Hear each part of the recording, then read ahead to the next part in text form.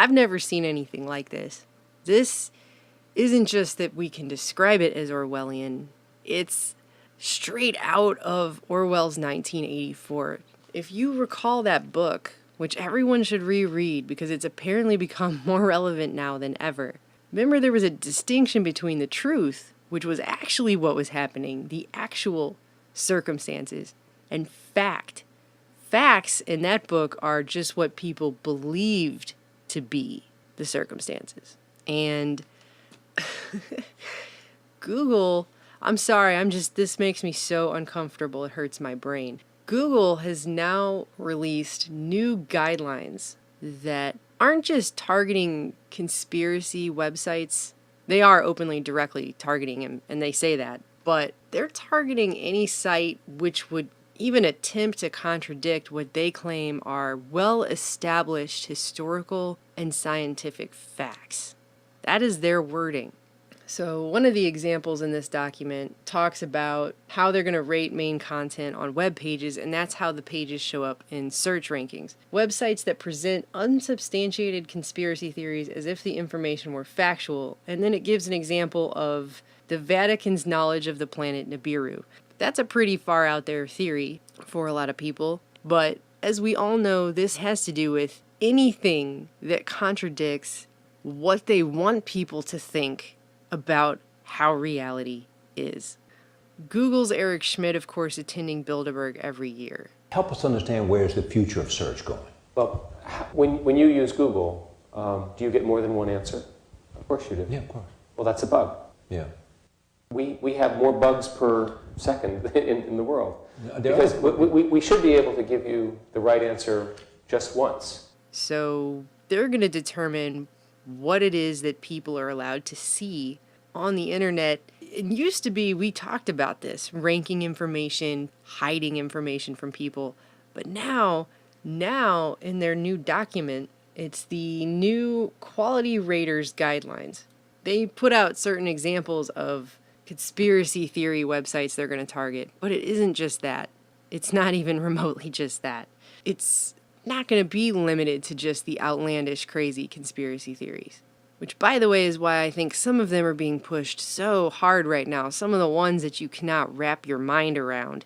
I think the reason they're doing that is so they can discredit anyone who dares to ask any questions that go against what Google calls well-established scientific and historical facts, and just lump everybody together in the crazy bag. Buried in this 160 pages, down on page 108, you have this description of ratings of fails to meet that should be assigned to results that are considered helpful or satisfying to no or very few users. Now look at the last two bullet points on here. Pages that directly contradict well-established scientific or medical consensus, and pages that directly contradict well-established historical facts. So you'll remember just a couple of years ago when the buzz term under Obama was the science is settled on climate change. The science is settled. Remember how they kept saying that over and over and over? Well, the science is settled, everybody. Sorry. As if you just say it repeatedly, that means it's true.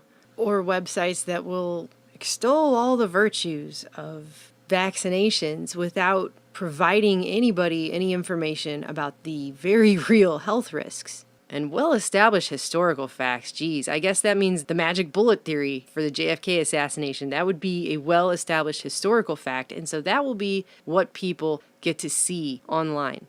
And anything that contradicts or questions what they determine is a well-established scientific, medical, or historical fact. Well, that information is going to get buried. It doesn't matter if, like on our channel, we're showing declassified documents, and now you have a new thing they've put up on YouTube to let me know that a lot more of my videos have now been identified as not suitable for advertisers. And I've explained this to you guys before. This isn't even about demonetization. This has to do with the burying of content and putting it in a virtual box so other people can't see it. Making sure it doesn't show up in searches, making sure it doesn't come up as related content for other videos, making sure that even sometimes my own subscribers who sign up for alerts to my videos coming out don't get those alerts, so they have no idea I even put a new video up unless they come and physically check it. And no one sees the video unless viewers share it themselves on Facebook and Twitter and all that, which of course, as we know, Facebook has their own quality control system that's going to match up with Google. This is where the whole fake news thing was always going. It was always going to this level of Orwellian censorship. And why? Because, as I've told you guys many times before, the World Wide Web, which they very purposefully called the web, has always been a cybernetic feedback loop of communication and control. They're controlling what people think with this. Literally. One way to think about this is we're trying to make people better people, literally give them better ideas, better augmenting their experience. Think of it as augmented humanity. Why can I say that? Because just before these new guidelines came out, NPR put out this article. They were all miffed because they claim that people aren't getting the well-established medical quote-unquote facts. And one of the examples they give in here has to do with what they claim is misinformation about the health benefits of colloidal silver. That's tip of the iceberg, okay? About what they claim are medical facts, quote-unquote. They always put articles like this out, by the way, right before they're going to hit everyone with their new guidelines. It's a problem reaction solution tactic. So I skipped past all that and just got right down into the meat of this article where they always bury the information that they figure most people won't read because they just read the first paragraph in the headline.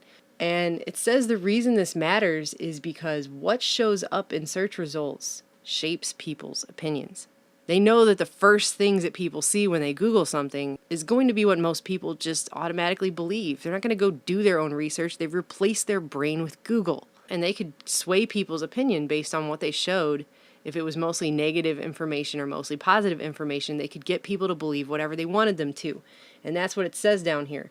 The ordering is everything. So the big finding is the degree to which we can manipulate people's healthcare decisions simply by changing the rankings of search results. And I've been getting messages from people lately saying they are censoring especially any kind of video that's warning about this right here, or that's warning about AI making decisions, because these decisions about these rankings are all being made by computers. The decisions on our YouTube channel about what's going to be seen by people, that's all AI making those decisions. That's not a human being making those decisions. And more of these decisions about what you can learn and what you can know and what people can talk about, those are being made by computers. People don't realize how much of our society now is going to be based on what a computer says is okay for us or not. It's straight out of Rollerball. Remember the Zero computer and Rollerball that forgot the 13th century? A little confused again here today. This is embarrassing. It's embarrassing to misplace things. Oh, misplacing data? The whole of the 13th century. This is Zero's fault. Zero. He's the world's file cabinet. That's what this is, okay? It's the same exact thing. And the virtual world is starting to merge with reality. This is the issue. Dan Dix put this video up. The Vancouver Police Department is the first police agency in Canada to implement predictive policing technology. Just a little while back about how police in Vancouver are now using prediction technology to send out squads for pre-crime arrests. The new predictive system helps us to be a step ahead of potential offenders. Instead of just informing officers where crime happened 2 hours ago, we'll now be able to let them know where crime is predicted to happen 2 hours from now. What is that? It's when a computer predicts that a crime will happen in an area in a couple of hours, so they preemptively send police there all amped up looking for a crime before it's even occurred. And of course, if you're looking for something, you're usually going to find it, right? So now a computer is going to make decisions about where police state squads are going to be sent before a crime has occurred. And more decisions like this are going to be made by AI. And they don't want us talking about that. One of the videos they flagged on our channel, and they didn't flag it until recently, so it got to have its full views, and then they flagged it, and now it's since been shut down because it had an ambiguous title, that's why, is the one about society being programmed by a black box. They don't want people talking about that at all. Anyway, so I just thought you guys should be updated on the fact that we've now moved to the phase where they're going to shut down and bury anything that contradicts well-established scientific or medical consensus, which most of us know what that means, and contradict well-established historical facts, e.g. unsubstantiated conspiracy theories. They also don't care if it's a substantiated conspiracy theory either. If it goes against the establishment narrative, it's going to be buried. So the global model, the global world, the World Wide Web is based on a consensus model. Majority rules and minority has no voice at all. But with the added bonus of being able to manipulate what the consensus believes through modified search engine results and memory holding information on the web. And people don't even realize this is what's going on. We don't want to live in a society where we're not allowed to question official narratives, where we're just spoon-fed what we're supposed to believe about how everything works. And we can't figure anything out for ourselves because they're going to tell us exactly what we're allowed to know. Nobody wants to live in this world they're creating. Nobody.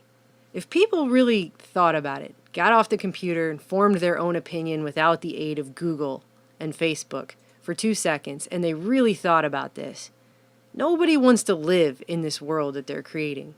A world where you can't ask questions. A world where you're spoon-fed your prescribed view of how everything is, and you're told exactly what you're allowed to think and see and know and learn about. This is 1984.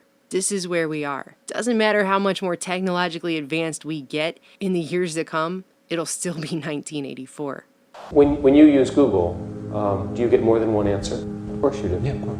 Well, that's a bug. One way to think about this is we're trying to make people better people, literally give them better ideas, better augmenting their experience. Think of it as augmented humanity. Think of it as augmented humanity. Think of it as augmented humanity.